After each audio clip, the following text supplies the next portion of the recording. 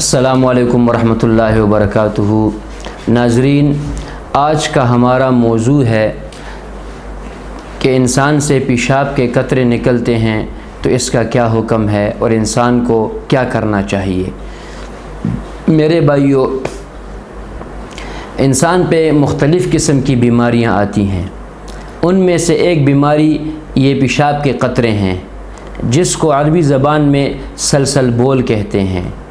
یہ ایک مستقل بیماری ہے جو اکثر تو نہیں لیکن لوگوں میں زیادہ تر پائی جاتی ہے، اور یہی بیماری مردانہ کمزوری کا سبب بھی بنتی ہے بعض حالتوں میں۔ اب جس شخص کو مستقل قطرے آتے ہیں پیشاب کے یعنی سلسل بول، بعض لوگ شکایت کرتے ہیں کہ ہم وضو کرتے ہیں تو ہمارا جو ہے نا وضو میں پریشانی ہوتی ہے، وضو جلدی جو ہے نا اس کے بعد قطرے ہمیں آتے ہیں فوراً، یا ہم استنجا کرتے ہیں، چھوٹا پیشاب کرتے ہیں تو اس کے بعد ہمارے پیشاب کے بعد قطرے نہیں رکتے جلدی، وضو میں مسئلہ، استنجا میں مسئلہ بنتا ہے۔ اور بعض لوگ یہ بھی کہتے ہیں کہ ہم نماز پڑھتے ہیں تو ہمیں یہ قطرے آتے ہیں، تو اس کا کیا حکم ہے؟ تو فقہاء نے لکھا ہے کہ جس شخص کو سلسل بول کی بیماری ہو یعنی پیشاب کے قطروں کی بیماری ہو،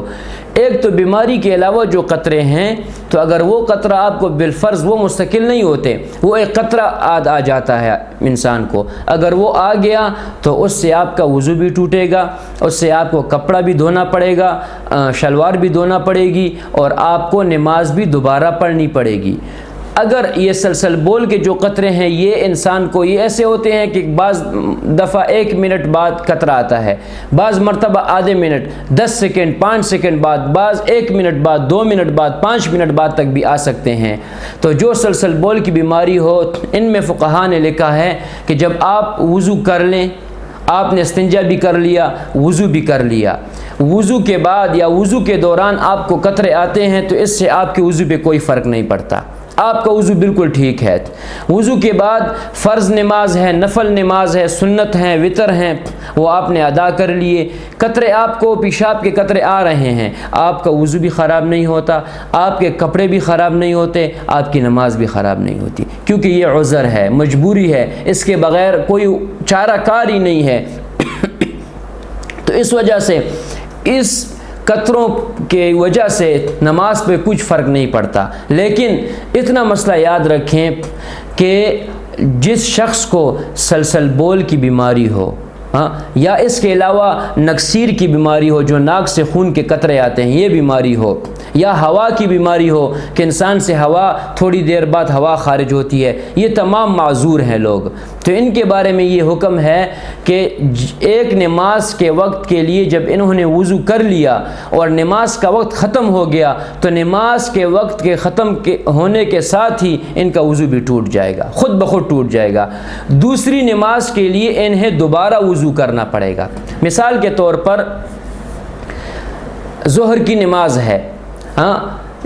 یہ معذور شخص ہے، سلسل بول والا شخص ہے، یا نکسیر والا، یا ہوا جس سے خارج ہوتی ہے شخص ہے، اس نے وضو کیا، ظہر کی سنتیں پڑھی، فرض نماز پڑھی اور سنتیں پھر پڑھی، قرآن کی تلاوت وغیرہ کی، اس کے بعد اس کا وضو اب باقی ہے۔ ظہر کا وقت ختم ہو گیا، عصر کا وقت شروع ہو گیا، ظہر کے وقت کے ختم ہونے کے ساتھ ہی اس کا وضو ٹوٹ جائے گا، اس کا وضو ختم ہو جائے گا، ظہر کا وضو ختم ہو جائے گا۔ اب جب یہ عصر کی نماز پڑھنے کا ارادہ کرے گا تو اس کو دوبارہ وضو کرنا پڑے گا۔ مطلب یہ ہے کہ معذور شخص، سلسل بول والے شخص کی